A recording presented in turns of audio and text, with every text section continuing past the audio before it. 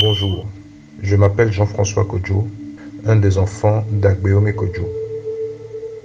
Je voudrais d'abord vous remercier, vous qui nous portez dans vos prières et dans vos pensées en ces moments extrêmement difficiles pour notre famille. Je me sens le devoir d'expliquer ce qui s'est passé en cette journée du 21 avril 2020, date de la 3e convocation de Agbeome Kodjo au service des renseignements de la gendarmerie. Notons que la veille à 20 h déjà, le domicile avait été encerclé par les forces de l'ordre. À 4 h du matin, un char d'assaut venu avec des renforts s'est positionné en face du portail. À 9 h, le char défonce le portail. Les forces de l'ordre rentrent dans la maison. Le personnel de maison, des sympathisants, mais également des visiteurs venus la veille et qui n'ont pas pu rentrer à cause du couvre-feu. Ces personnes ont été passées à tabac. Toutes les portes de la maison ont été défoncées, y compris certaines qui n'étaient même pas fermées. Nous étions, nous, la famille, au salon avec Monseigneur Podro. Nous étions en prière et pouvions entendre des cris de détresse, des cris effroyables, des personnes qui étaient frappées. Au bout de quelques minutes, les forces de l'ordre arrivent au salon. Et nous leur avons dit d'entrée de jeu que nous n'opposons aucune résistance à leur intervention. Malgré cela, nous avions été molestés, brutalisés, menottés au dos, jetés par terre. Je pense que aucun homme, aucun être humain n'est configuré pour voir sa famille molestée, brutalisée de la sorte, sous ses yeux. Une violence qu'il m'est difficile de vous décrire. Nous avons été emmenés à la devanture de la maison, toujours menottés, jetés à même le sol, sous le soleil, entassés comme du bétail et parfois piétinés.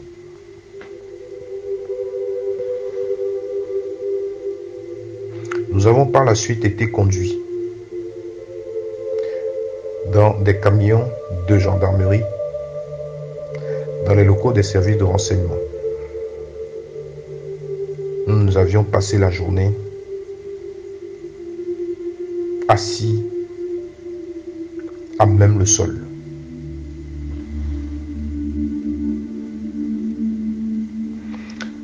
Nos effets personnels ont été saisis. Des procès-verbaux également, des documents, divers objets. Toute l'intervention a été filmée par les forces de l'ordre. Quel est notre crime? D'abord nous, sa famille.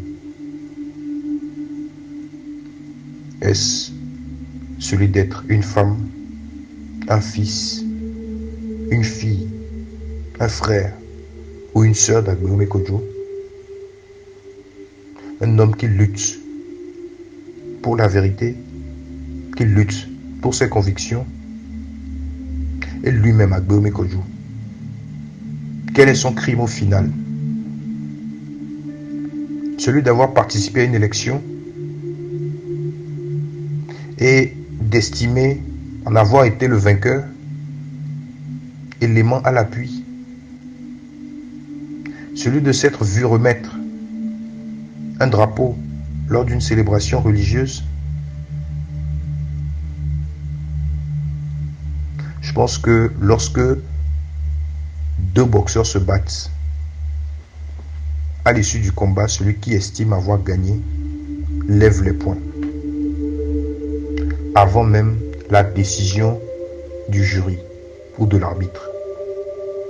Ce n'est pas pour autant qu'on lui retire sa licence professionnelle. Ça fait partie de l'esprit d'une compétition. Des collaborateurs d'Agbeome Kodjo, des gens qui ont participé, aidé à sa campagne, ont été enlevés nuitamment. D'autres sans nouvelles de leur famille jusqu'à ce jour.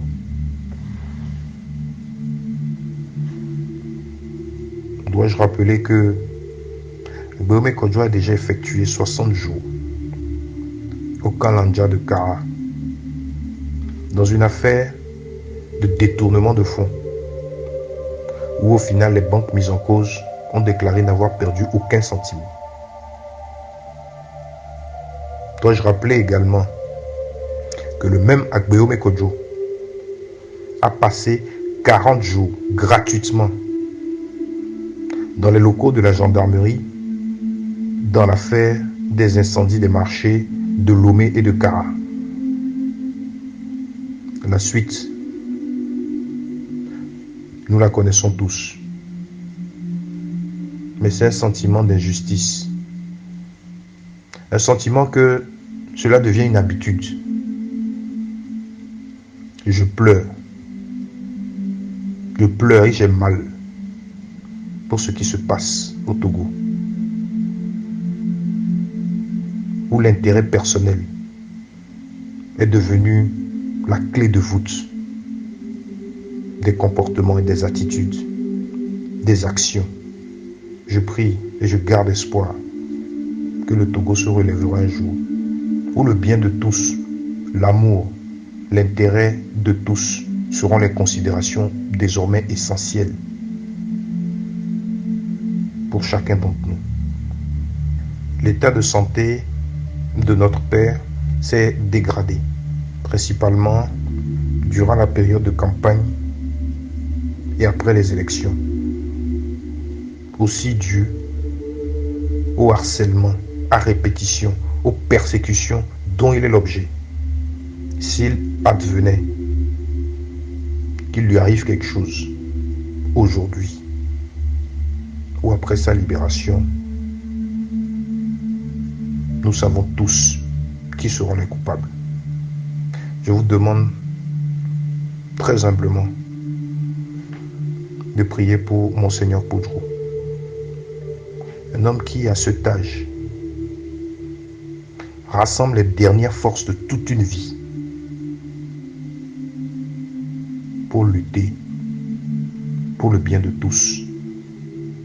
Je vous demande également de porter notre Père, Agbeome Kodjo, dans vos prières, à l'instar des hommes qui ont souffert dans ce monde. Au nom de la vérité, au nom de leurs convictions, je vous demande de prier avec nous pour qu'il reste debout et qu'il ait la force de continuer de se battre pour ce en quoi ils croient et de garder la tête haute, même dans l'adversité. Merci infiniment. Que Dieu bénisse chacun d'entre nous. Et prions fermement pour que le plan divin de Dieu puisse se manifester dans notre pays. Je vous remercie. Liberté TV, la référence.